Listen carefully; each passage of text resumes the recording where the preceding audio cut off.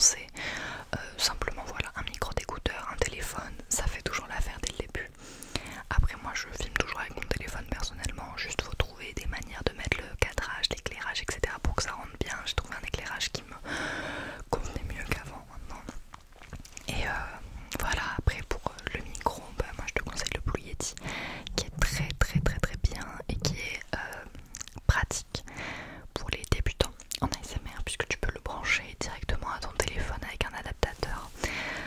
Je sais que c'est pas le cas du Tascam par exemple, il faut tout un truc pour l'utiliser, c'est toute une aventure. Alors je te conseille vraiment le Blue Yeti pour ce qui est du niveau pratique. Niveau qualité sonore aussi, il est vraiment bien.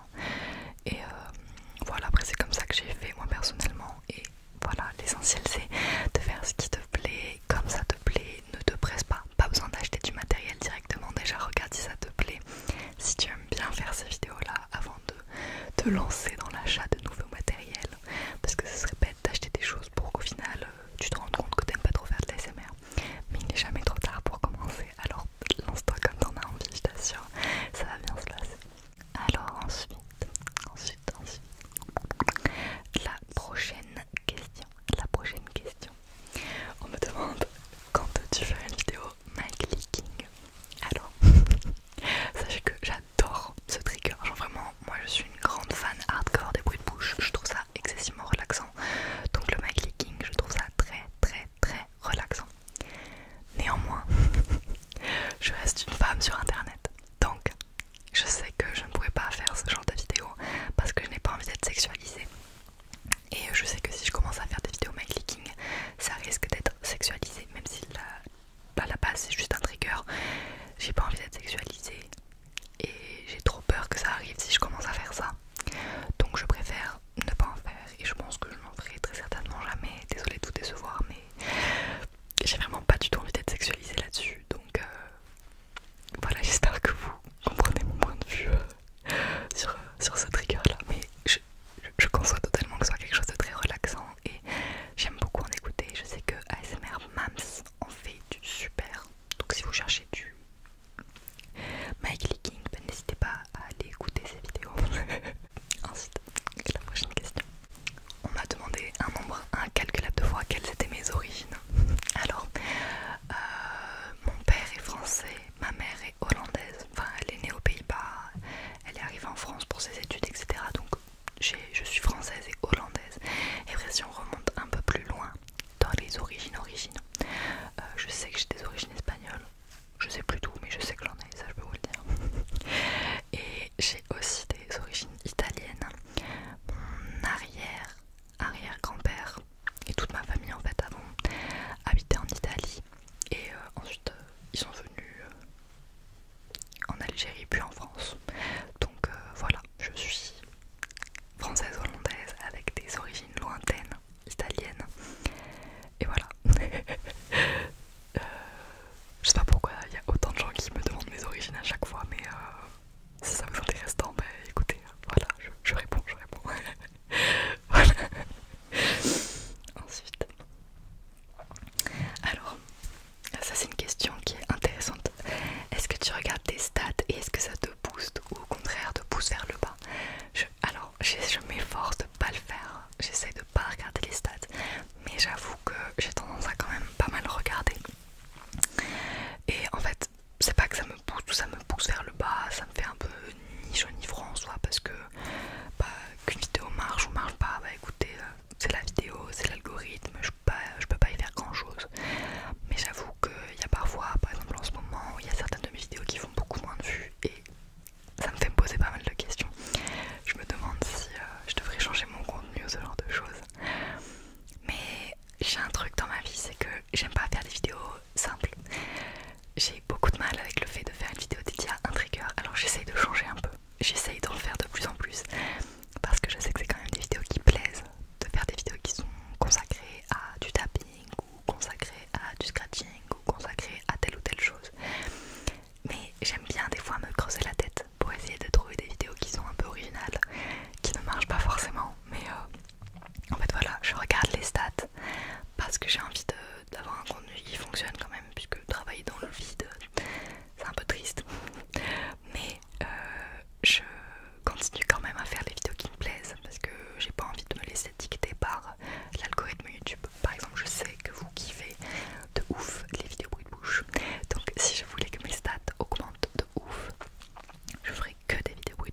je sais que ça fonctionnerait très bien, mais je préfère quand même essayer de trouver des trucs un peu différents. Donc les stats, de temps en temps ça me tire un peu vers le bas puisque je m'efforce à faire des vidéos qui me plairaient moins pour essayer de fonctionner quand même un peu. Mais en même temps, ça me fait un peu ni chaud ni froid aussi parce que je préfère tout de même la plupart du temps faire les vidéos qui me plaisent. Qu'importe si ça va fonctionner ou non. Je sais pas si j'arrive à me faire comprendre dans ce que je dis, mais voilà. Ensuite, on me demande mon jeu vidéo préféré. Alors, c'est une très très bonne question. Je pourrais pas vous dire mon jeu vidéo préféré parce que j'en ai énormément que j'aime de tout mon cœur, que j'aime de toute mon âme, genre Kingdom Hearts, Life is Strange, Detroit Become Human, enfin bref, Beyond Two Souls. J'adore énormément de jeux vidéo. Il y en a beaucoup qui sont très très chers à mon cœur. Par contre, je peux vous répondre, mon jeu vidéo préféré du moment, je sais quel est mon jeu vidéo préféré du moment, c'est Cry of Fear. Je l'ai fait il y a pas longtemps, il y a 1 ou 2 semaines, quand j'étais sur Lyon. On a fait Cry of Fear. Oh my god, le banger. Je vous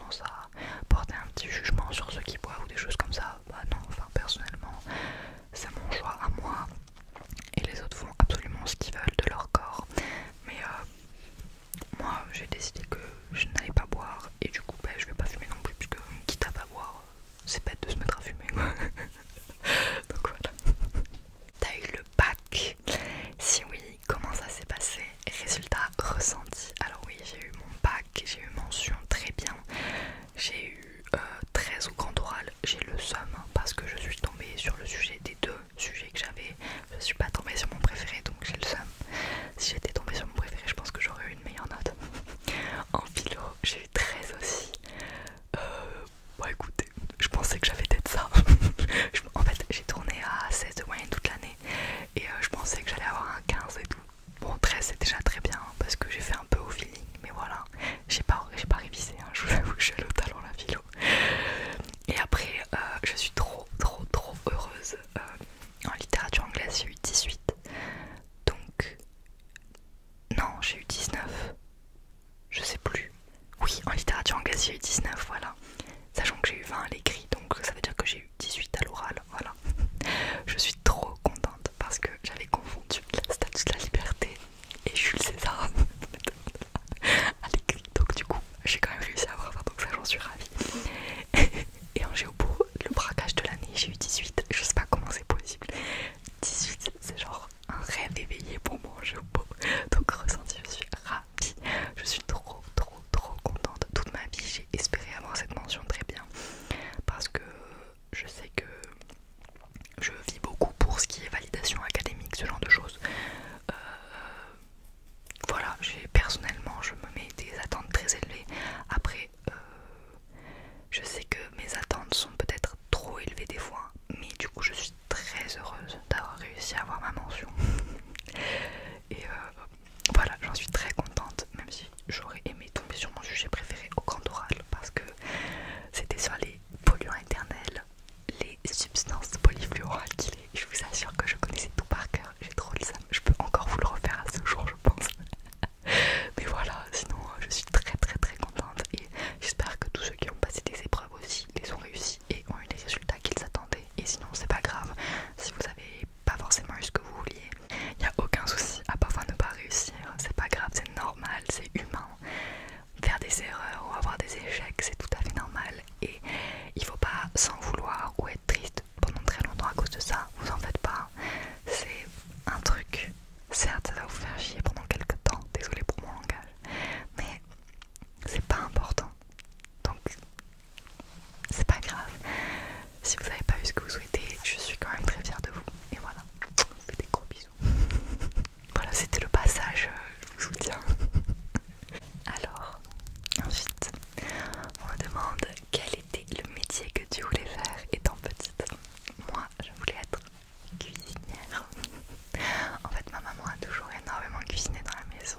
Elle rêvait d'avoir son restaurant. Elle a même réussi à avoir son restaurant qui a malheureusement dû fermer à cause du Covid. Super triste comme anecdote.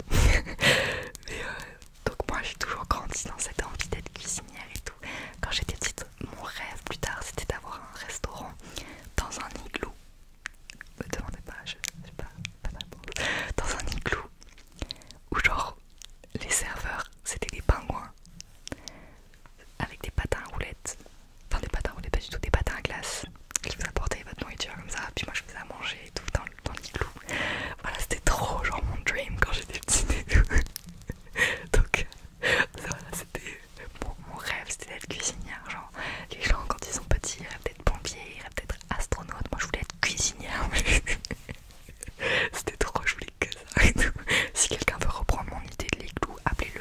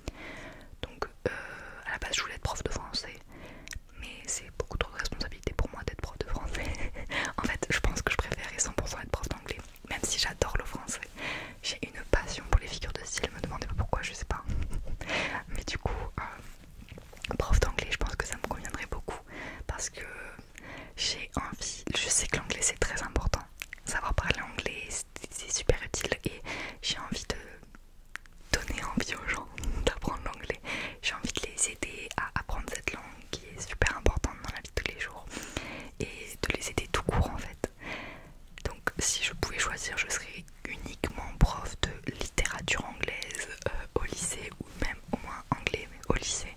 Mais je sais qu'au début on choisit pas, je dois aller dans les collèges et tout. Donc bon, écoutez, on verra bien. Mais je préférerais être au lycée quand même. Ensuite, on me demande quelle est la vidéo que tu préfères sur ta chaîne.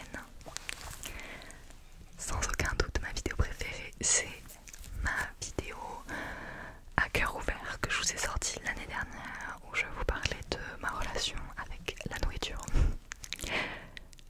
Encore aujourd'hui, c'est un sujet qui est assez difficile à aborder pour moi, donc je suis à 100% fière de cette vidéo. Parce que elle m'a permis déjà, pour une fois, de dire tout ce que j'avais sur le cœur, d'un coup, de tout lâcher, d'expliquer tout ce que je ressentais là-dessus. Et ça, c'était tellement libérateur à mes yeux, donc j'adore avoir fait cette vidéo. Et aussi tous les commentaires que j'ai eu, des gens qui étaient très bienveillants avec moi, des gens qui me partageaient leur expérience. J'ai même eu des gens qui m'ont dit qu'ils se reconnaissaient dans moi et que ça leur permettait de se rendre compte qu'il y avait peut-être un problème quelque part. Et ça, vous n'imaginez pas le bonheur de savoir que je peux aider des gens à se rendre compte qu'il y a un problème et qu'il faut qu'ils fassent quelque chose, parce que c'est tellement important de réaliser quand ça va pas, que ça va pas. Et c'est tellement difficile de s'en rendre compte que si j'ai pu aider des gens à le faire, ça me fait tellement chaud au cœur. Donc vraiment, c'est ma vidéo préférée de tout mon cœur. Elle m'a demandé énormément de courage pour la faire. J'ai eu beaucoup de mal à la filmer, à la regarder et à la sortir. Mais je suis tellement heureuse de l'avoir fait. Donc vraiment, je remercie tout le monde et tout l'accueil que vous avez fait à cette vidéo. Et à jamais, je pense, ce sera ma vidéo préférée sur ma chaîne. Donc voilà. Et sinon, j'ai beaucoup aimé aussi la vidéo en collaboration avec d'autres ASMR artistes, parce que ça vous a permis de découvrir plein de gens. Et d'ailleurs, j'ai un autre petit projet similaire à ça, mais encore mieux. Restez connectés. J'ai trop hâte de vous sortir ça. Et voilà, je suis trop contente de tout le travail que je fais sur ma chaîne et de toute la bienveillance que vous m'apportez au quotidien. Vous êtes vraiment les meilleurs. Je vous aime très fort. La lumière est bizarre quand je mets mes mains, mais elle est mieux sur ma tête. Donc voilà. Alors, tout à l'heure, je disais que j'étais centrale parce que je suis grande et il y a justement quelqu'un qui me demande quelle taille je fais. Alors, la taille que je fais 1m82. Je suis trop contente parce que je vais avoir ma nouvelle carte d'identité bientôt. Il va y avoir écrit 1m82 dessus, je suis ravie. En fait, avant ça me saoulait d'être grande parce que pour ce qui est des vêtements, etc., trouver des pantalons à ma taille, c'est toujours relou, hein, c'est toujours insupportable. J'ai beaucoup de mal à trouver des vêtements à ma taille. Et en plus aussi, quand j'étais petite, quand j'étais plus jeune, il y avait pas mal de gens qui me disaient ouais, tu serais jolie si t'étais moins grande ou des trucs comme ça. Genre ça on me l'a sorti, littéralement cette phrase là. Donc j'avais beaucoup de mal avec le fait d'être grande il y a quelques temps, mais en fait maintenant je me suis habituée au fait d'être grande. Ça fait partie de moi, ça fait partie de ma personnalité. J'adore être grande en fait maintenant, même si j'ai toujours des inconvénients qui font que parfois je me dis est-ce que ce serait pas mieux si j'étais moins grande. En fait je suis contente d'être grande et je trouve que ça fait que je suis moi-même. Si j'étais pas grande, je serais pas moi-même. Donc voilà. Après, j'ai un peu le seum de pas avoir tapé les 1,85 quand même. Parce que là, j'ai arrêté de grandir. Je me dis quitte à être grande, autant avoir un chien stylé quoi. Mais non, 1,82 c'est déjà pas mal. Donc voilà. On me demande, tu comptes faire de l'ASMR ton métier ou juste un loisir à côté? Alors, au fond de moi, j'ai toujours et j'aurai toujours cette envie de vivre à 100% de YouTube et de Twitch, mais je sais que ça n'est pas possible parce que déjà c'est beaucoup trop incertain. J'ai mon salaire qui change tous les mois, ça dépend des stats que je fais le mois, du nombre de vidéos que je sors, ce genre de choses. C'est beaucoup trop incertain. YouTube ou Twitch, ça peut s'arrêter à tout moment. Et je préfère quand même avoir une vie qui est plutôt stable et qui repose sur quelque chose où je sais que c'est là. Donc YouTube et Twitch, ça reste à côté de moi un plus, quelque chose que je fais pour m'amuser parce que ça me plaît et ça m'apporte une petite rémunération aussi, mais je ne peux pas en vivre et c'est loin d'être la raison pour laquelle je fais ça. Mais du coup voilà, ça va toujours rester quelque chose que je fais à côté, quelque chose qui a une grande place dans mon cœur mais qui peut pas avoir la place la plus importante dans ma vie, malheureusement. Après peut-être que dans 10 ans je serai devenue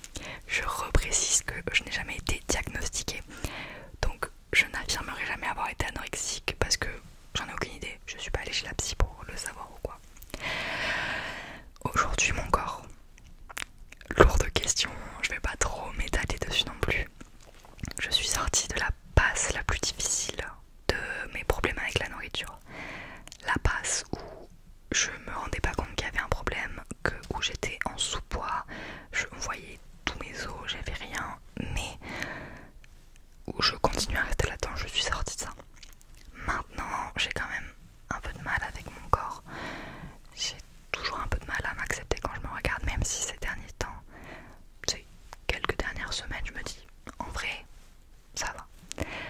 Après j'ai de temps en temps 1 ou 2 petits mois où j'ai du mal, où je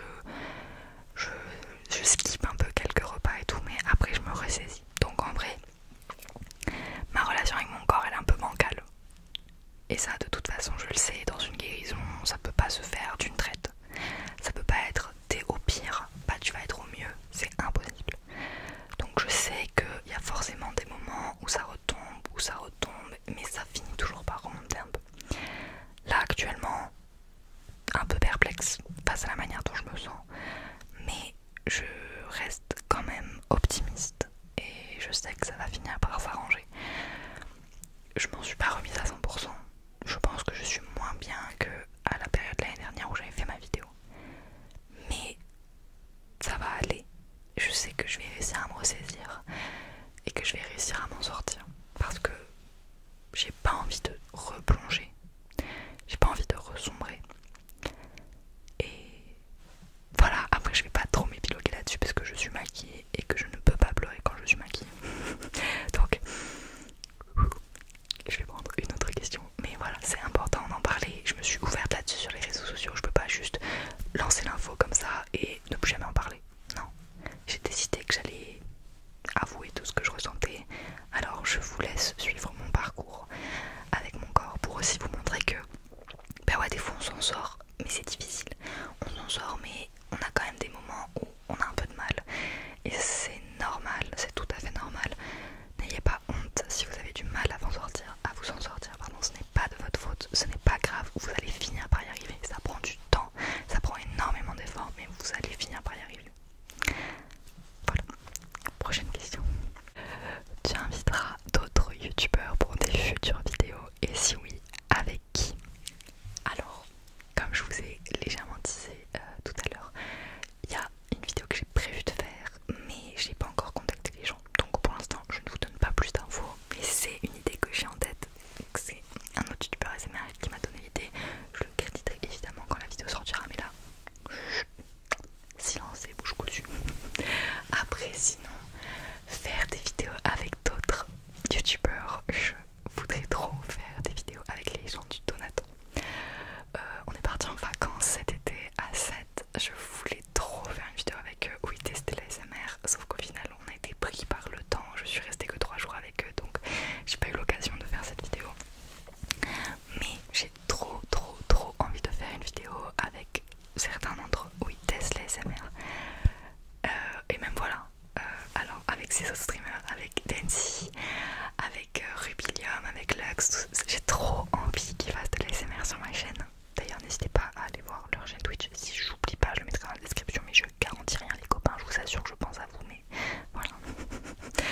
Et voilà, après il y a évidemment des gens avec qui j'aimerais faire des vidéos, mais c'est parce que c'est des amis à moi, enfin des amis, des collègues avec qui je discute de temps en temps. Genre, pitié si un jour je fais une vidéo avec Kutan ou avec Oli, c'est genre mes bébous d'amour.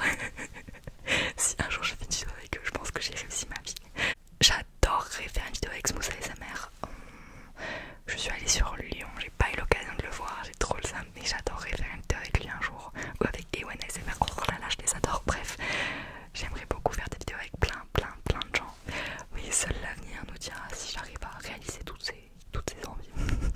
Alors ensuite, la dernière question pour finir. Quels sont tes objectifs pour cette nouvelle année scolaire et ou l'année 2025? Alors, cette nouvelle année scolaire, c'est genre l'année du changement. Je passe à la fac, je prends mon appart, je prends mon envol, je prends mon indépendance. Donc, objectif déjà, réussir à tenir le coup. Parce que autant de changements pour moi qui déteste le changement, j'adore rester dans mon truc et faire la même chose. Ça va être très difficile, donc déjà réussir à tenir le nouveau rythme, c'est un objectif pour moi. J'aimerais beaucoup réussir à mieux m'organiser pour être plus productive dans les journées. J'aimerais lire plus. Là pendant l'été j'ai lu que 2 livres alors que j'avais prévu d'en lire beaucoup plus. Donc j'aimerais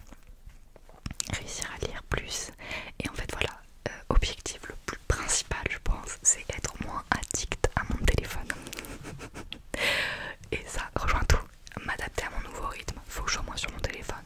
Mieux m'organiser, faut que je sois moins sur mon téléphone. Lire plus, faut que je sois moins sur mon téléphone. Bref, il faut que j'arrête d'être addict à mon téléphone. Ça, c'est mon objectif le plus principal pour réussir mes études et pour réussir mon année. Il faut que je sois moins addict. Donc ça, c'est mon objectif le plus principal.